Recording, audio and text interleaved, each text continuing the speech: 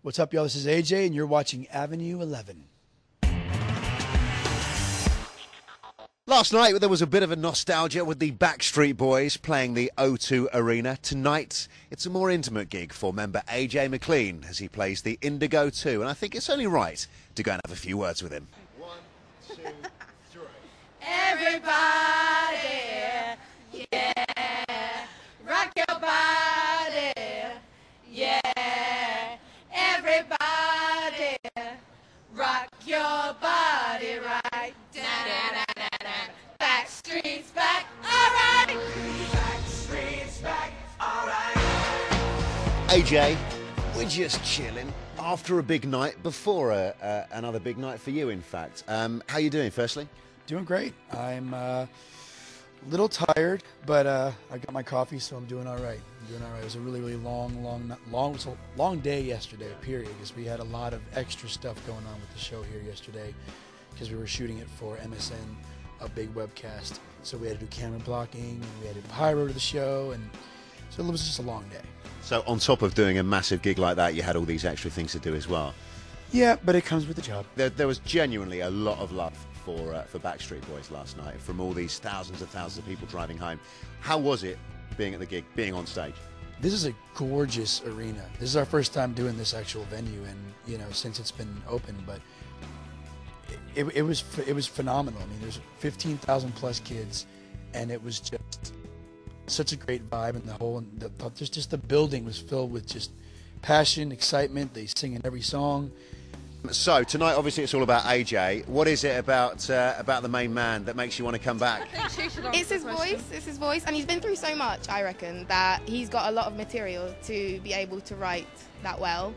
There is still genuinely a lot of love for Backstreet Boys here in the UK. But obviously, you guys have grown that little bit older. The fans have grown older, so obviously they're looking back on sort of some of their teenage years now.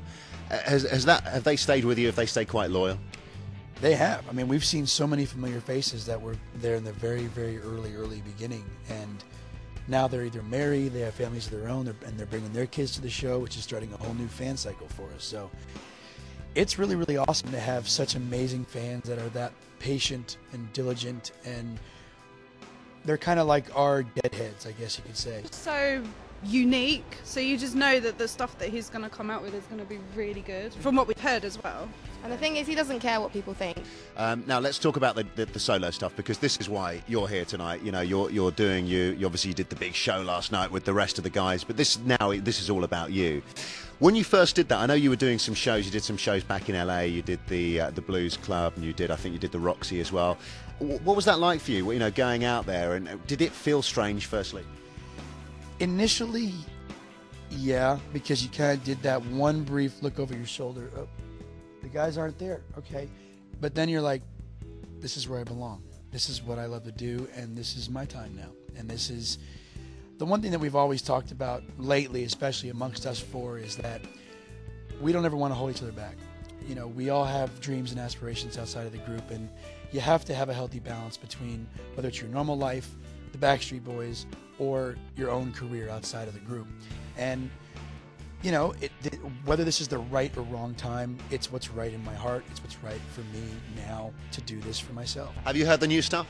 Yeah. What do you think of it? It's amazing, and some of it's very autobiographical, I think. So Very deep.